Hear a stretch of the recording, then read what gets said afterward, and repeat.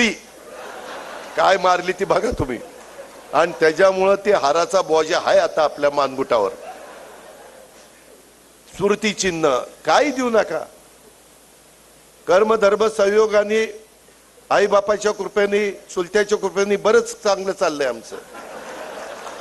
काही देऊ नका, फक्त प्रेम द्या.